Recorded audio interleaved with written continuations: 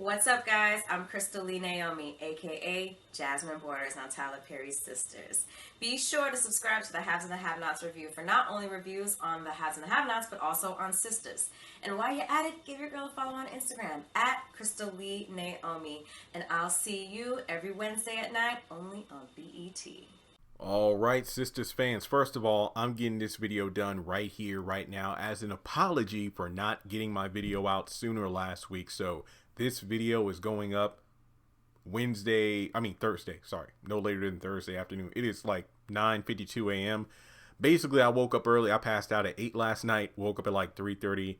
And before I went to Target this morning, because they changed the hours to 7 to 11 now, which is awesome, I watched Sistas, then I also watched Assisted Living and House of Pain. This episode was wild. Holy crap, so much to talk about. But before going forward, make sure you do the following. Hit the thumbs up button to show you like the video. Follow me on social media. Links are in the description below. Hit that subscribe button and hit the bell and select all. That way you are notified whenever I post things to the to the channel.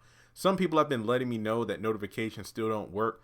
Other YouTubers have been saying, hey guys, unsubscribe, but then subscribe right back, and then click the bell and select all. That should do the trick. So if you have cut on the notification bell but it's still not working, unsubscribe, but then subscribe right back, click the bell and select all. That should do the trick.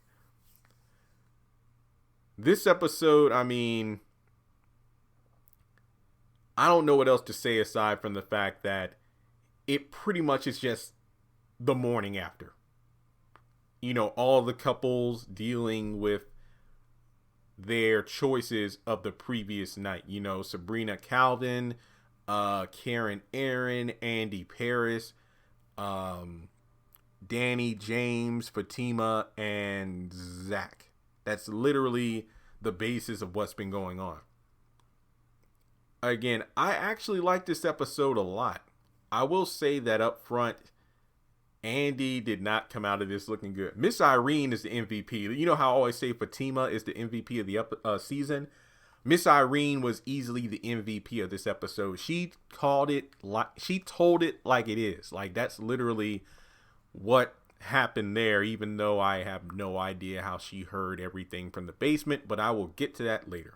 So we start off the episode at Paris's place, or his mama lived with him. Okay, so Paris and Andi, he tries to slow things down, offer coffee, because he can clearly tell that Andi is drunk. She's been through something with her boyfriend. Something's going on. It's like, you were pissed off at me that morning, but then you call me up, we go have fun, and now you want to be all over me. What's going on? He knows something ain't right. But she's like, no coffee, more sex. So this woman here, you know, she's just putting all the moves on him, feeling on him, trying to kiss him and everything. He's trying to say no. Look, I'm a Hamilton fan. That's literally what was going on here. Is like, I don't know how to say no to this. I don't know how to say no to this. But your body's saying hell yes. Oh. It's like Andi clearly wanted him to stay. That's literally all I could think about was Hamilton. Say no to this. That's all I could think about. Andi takes off his belt. I think Paris said, would you take off his belt too? You know what? I'm leaving. No. I want you to stay. I want you to stay. First, two things on this. Number one, how did Andi get there? Okay, so we find out later Irene told Paris to take Andi home. So I'm assuming that Paris drove Andi back from the club, because Andi drove there because after she stepped out of the jail, she told Paris to come over because I'm heading over there now. So I think, yeah. So her car is probably still there. So she would have got an Uber or something? I don't know. But, you know, again, I'm overthinking, but I am looking at all the details. But she takes off her dress. When I tell you, I was not ready for that. Lord have mercy. The Lord is my shepherd. He know what I want. Miss Parker. That KJ.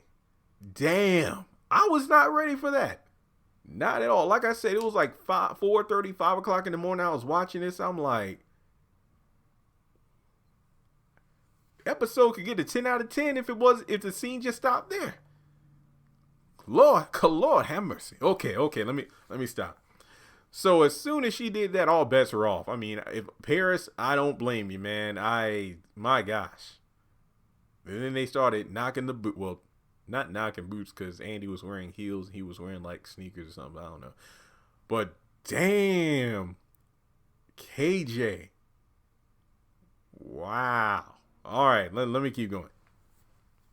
So James and Danny are dancing. Apparently, like the party's been over for a while, and Maurice is talking with the bartender just to get some insight on James. And like, oh, he's a hustler. He's straight. Like, he's not on the down low or anything like that. And Maurice actually tries to help out Danny because, like, look, I know I work with one of her friends, and if something goes south, then I know I'm never going to hear the end of it. So Maurice is actually trying to protect Danny because, you know, James might not be the best guy for her, but she wants to spend the night with him, and they drop Maurice off, you know, back at his place. So then we go to Karen and Aaron, parked outside of her place. And, you know, he tries to kind of bring her to the hotel, but it's like, hey, are you sure that you're ready to go back into the house? Don't you think it's a bit too soon? And she wants him to stay, but only if he'll stay on the couch because, you know, she doesn't want anything to happen. And he's like, look, don't worry. I'll be on the couch. Make sure you're safe. Because, yeah, I think that originally she didn't even want him to get out of the car. But as a precaution, because, again, it's still a bit too soon. Let me go in there with you, walk you inside to make sure it's safe, and then we're good. So he agrees to stay on the couch. We go back to James and Danny, and they are at her place now. And she mentions getting him something. It's like, no, I don't really do meth or anything like that. Well, no, I was offering you weed. Oh, okay. And then he brings up the fact that Calvin, apparently he saw Calvin in the bathroom doing meth. And then as he goes into the bathroom, we got Danny calling Sabrina. And no answer. They're, Sabrina and Calvin having sex. I'm like, my God, I think, didn't we see Sabrina's feet? Now, look, I don't know if I'm a foot guy or not. I'm very ear. I'm like, wow, beautiful. But yeah, we saw her ebony feet in the air. I'm like, uh-oh, I know what's going on here. And she keeps calling, and then Sabrina answers. And I'm like, damn it, no, I can't help it. Sabrina's my favorite just because of her smile alone. So she is, but then again, when Andi took all that dress, I'm like, okay. So she answers the phone, and then Sabrina. This is season 1 all over again. Now, Danny was looking out for her girl, even though I do wish some more clarification would have been made. Now, you could assume that James works at this establishment. Calvin is okay, it sounds like they're cutting grass or something outside, so if you hear background noise, I'm sorry. But like I said, I need to make up for last week, so I'm doing my review right here, right now.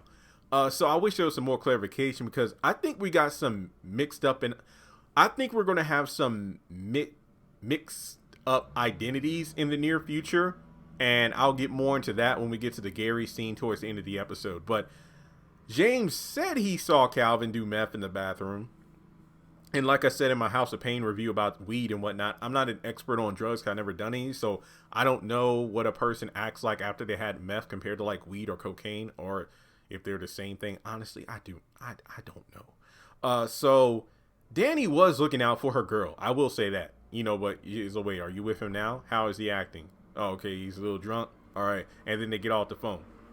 And,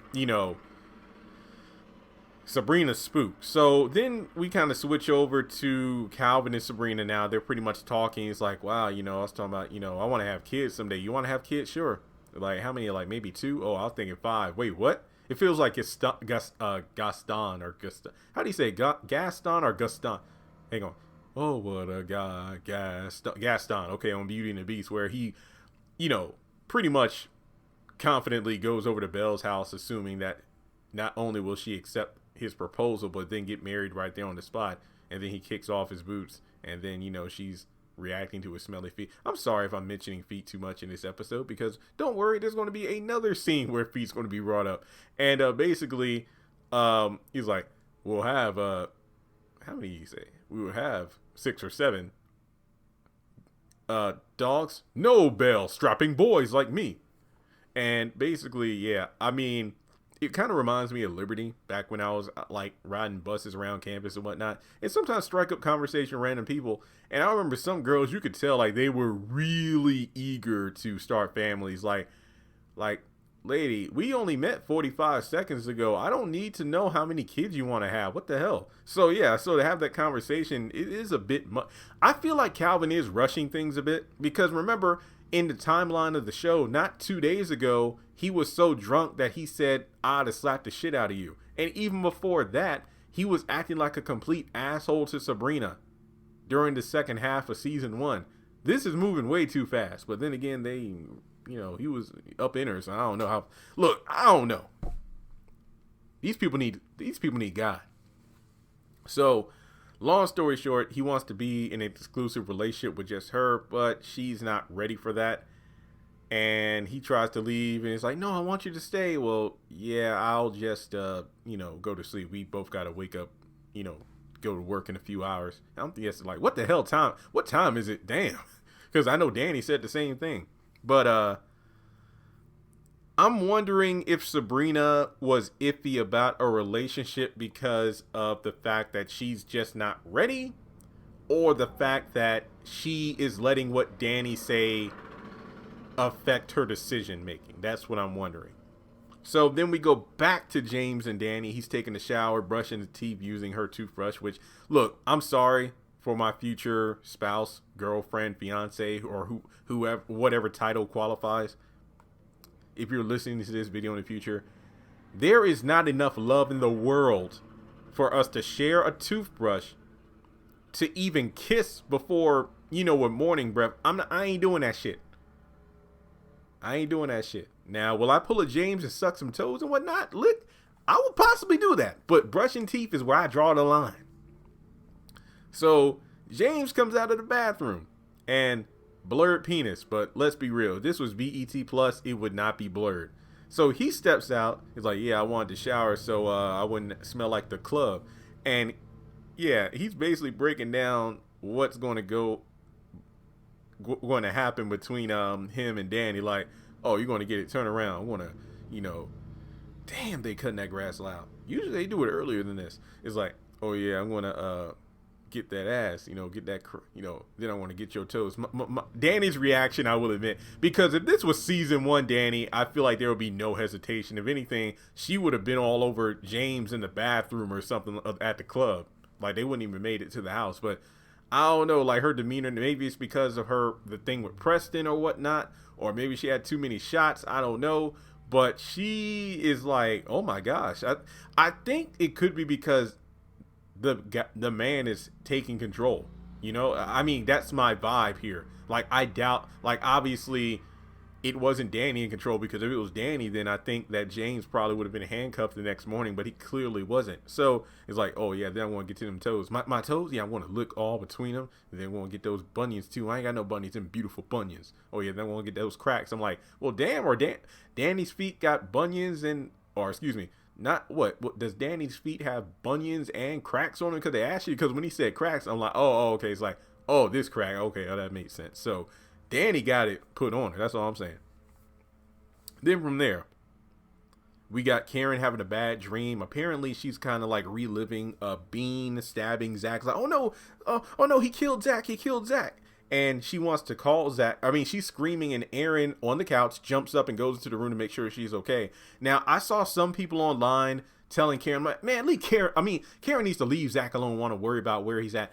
I'm not mad at Karen because of the dream being so real, because she literally was reliving what happened. And then the fact that I don't blame her. It's like, when you have a dream like that, she just wanted to make sure Zach was okay. I'm not mad. And then Aaron was like, no, you don't have to do that. It's like, I want to. And then he kind of backs up. It's like, fine, if you want to call, then call. Again, like last week, when Karen was like, Andi, don't you think you're moving too fast? A lot of people like pot calling the kettle black. I wasn't mad at Karen because she was being a concerned friend. Then in this episode, the dream was so real, and that was a traumatic experience. Somebody broke into your home, was trying to harm you. Your ex comes in and gets stabbed, saving your life. Yeah, I'm not mad at Karen. I'm not mad at Karen. So then Aaron holds her in bed, while she sleeps to make sure she's safe, kind of like what she did for him after, his wife killed herself and whatnot. So I'm not mad at Karen. We move over to the next morning. Here we are, the next SpongeBob, the next day. Miss Irene comes in, makes some noise in the kitchen, comes over, tosses the clothes across the room, wakes him up.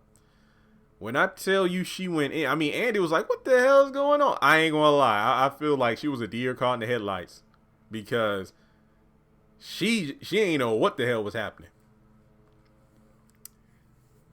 Paris literally gets Miss Irene did to Paris and Andi what Benny does to Hannah and Derek. That's literally what happened. Miss Irene was just telling the truth. I have nothing to add to this. I'm going to be honest here. I have nothing to add because Miss Irene told it like it was, called out Andi, called out Paris. Only thing I'm shocked by is her not saying, hey, when you get back from dropping off Andi, you're going to scrub this couch clean. That's the only thing I thought she was going to say, but she didn't. But like I said at the beginning of the video, I don't know how the hell. Those must have been some paper thin floors. Because when Paris came, look, based on the preview, we knew Miss Irene was going to show up because they lived together. I was suspecting at the beginning of the episode, with them being in the living room area, whatnot, and then the kitchen's behind them. I'm like, Lord, Miss Irene probably is asleep in one of those doors right there. And then I would think Paris would say, no, we need to be quiet because, wake up my mom. Obviously, he wouldn't say that, but I'm just saying, like, you would thought that would have been brought up. Or at least the thought that, my mom probably going to walk up in here. But then when she took all that dress, it's like, So, I don't know how in the world she heard everything that was being said. Now, even later in the episode, Andi tells Karen, like, yeah, girl, I could be loud. I'm like, how would she know that? Well, then again, girls talk. I don't know. All I'm saying is Paris and Andi were not talking loudly at the beginning of the episode. So for Miss Irene to hear everything involving how my son was trying to calm you down, he recognized that something was wrong, that, something wasn't right. Like you wanted him now, but you didn't want him earlier that same day. And then something went on between you and that ex-boy. And then you just wanted to get back at him. Sorry, they're cutting grass.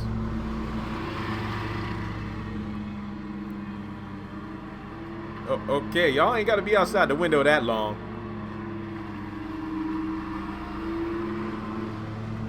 Damn. Well, bless their hearts, because I know I don't want to be out there cutting grass, but at the same time, it's annoying when I'm trying to record. Sorry about that. But like I said before, I need to get this review out immediately. So, she literally just... Andi said it best when she was talking with Karen later in the episode, where she's like, that woman read me like the Old and New Testament. Again, I have nothing else to say. This was golden. This scene was on point. Miss Irene was such a real person right there. Not a character, but she literally talked like somebody I know, like my aunt or something like that. She was on point. That's all I got to say. Andi got pretty much called out. The question is, what will her actions be after realizing what happened? So, we move on to the next scene. Literally, I think Miss Irene must have been standing at the doorway of the basement because there was no way in hell she could have heard all that. I'm thinking like maybe she said, I was getting up to go to the kitchen real quick, but then I heard the door open and I heard voices, so I decided not to go in, to interrupt. And then that's what I heard everything. But her saying I was in the basement, but then heard everything. Okay, whatever. So then we go over to Fatima and Zach. Fatima's getting ready for work. I need a Fatima in my life. My damn. Like affirmations in the morning after sex. I feel like some things are out of order, but damn it, that was amazing. Like, is this what all it like women, is this what it takes? I need to get bulked up, get some tattoos, and have a jail record. But not to say I'm not standing on my own 2 feet unlike Zach, but damn, I need a woman like that. And I'm not just saying that like I need a woman to take care of me. I'm not saying that I'm like, or at least somebody in my life to give me those affirmations or positive talk, because just the fact that Fatima's talking to Zach instead of talking at Zach, unlike Karen, is great. I really like these two. I don't know if they're going to end up together or if something stupid's going to happen or if he gets back with Karen, but Fatima, she's a class act. She pretty much gives Zach the keys to one of the trucks that belongs to the company. I'm praying to God Zach does not screw this up. And pretty much says, hey, after you get off of work, come over to one of the houses. So you might be working all night long, but I want to see you win. I know this program's going to help you. And, Zach doesn't want to get out of bed. Apparently, they had fun last night. You know what I mean? You know what I'm saying? And that's the end of that scene. And then we go over to Aaron and Karen having breakfast. Aaron fixed breakfast for him. And, Karen said she'd go grocery shopping that morning. But, Aaron's like, this was the first night I woke up in a while where it felt like things would be okay because I had to talk with God. And he was just saying, trust in him. And I'm like, honestly, I need to do that a bit more than I do instead of, just getting out of bed and just going to work. Had that talk with God, to start off the day on the right foot. And he's like, yeah, I need to go home, freshen up, get ready for work, but I'll come by later. Andi comes by, and kind of like Sabrina did last season towards the end, where she just burst into the place when Aaron and Karen are about to, have a kiss goodbye and interrupts. But, at least Andi wasn't as rude as Sabrina. So Aaron goes out, and Andi notices Karen's change of attitude, like stuff instead of shit. And it's like, oh, that pastor got to you. And I'm thinking to myself, Andi, I think you need to have a few sit downs with the pastor. And I don't mean the same way Karen is with Aaron or you are with Paris, but I think you need some Jesus, or at least go to Bible study with Miss Irene or something, because ain't none of that judgmental talk on the fly after what you did last night. And Karen rightfully calls her out like, yeah, you embarrassed about what happened? He lives with his mama. No, his mama lives with him.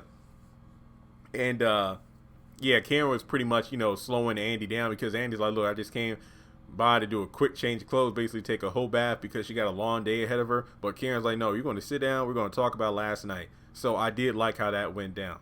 And we're almost done here. Gary's talking with his lawyer about getting bail, and things are looking pretty damn bad for him. He wants Gary to recognize, but Gary just has a thing about not letting things go, because apparently he made his lawyer follow Andi to apologize for him. He ended up at the club, and he was going to approach her, but saw her there with another guy. He was tall. He was bald. So he also brings up the fact about the $250K, and he wants the money back. And, again, the guy's like, look, you need to let this go. No, I'm not letting this go.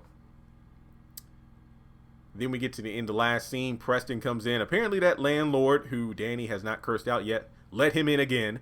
And he says he's sorry. He was wrong. I thought about what happened. I overreacted. And he notices that someone's there, and it's James come out naked. And and then it's like, wait, what are you talking about? Yeah, technically there's always somebody here because there's neighbors in the apartment. And then, no, it's some in the bathroom. It's like, yeah, because the pipes we can hear through the walls. Like, I'm sure those aren't the only pipes around here. I'm like, oh shit, Preston.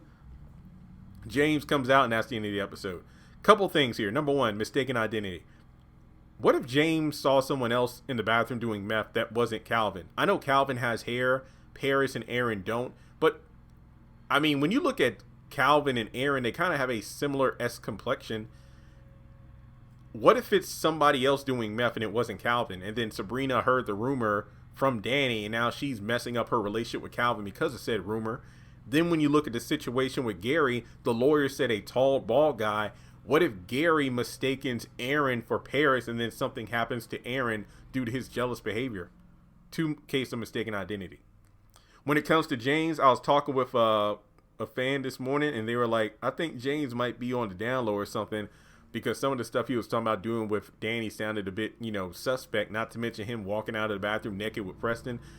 I get where you're coming from with that, but I also have to remember, I put into account that even though he's straight, he works at a gay bar, so he's probably comfortable not being in a lot of clothes around other men. Even though I know if that were me, I'd be like, oh, hell no.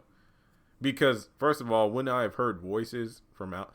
Isn't that ironic how James allegedly, or I guess it wasn't, alluded to, James didn't hear Preston and Danny talking right outside of the bathroom, but Miss Irene was able to hear not only the sex, but also every word that Andi and Paris were saying from upstairs when she was in the basement.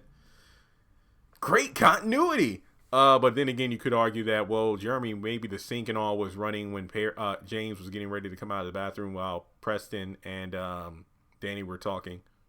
That's a valid point. But Overall, I thought this was a solid episode. Andi got the talking to she needed, but the question is, will that actually change her behavior? I'm giving this one an 8 out of 10. I thought this was a solid episode. Oh crap, hang on. I thought this was a solid episode. Thank God I'm done. So let me know your thoughts in the comment section below. What did you think of What did you think of this episode? This was something else to be sure. And like I said before, if the notification bell ain't working, unsubscribe but resubscribe. Click the bell and select all. If you want to donate to the channel, feel free to do so on PayPal, Cash App, or join Patreon for as little as $1 a month.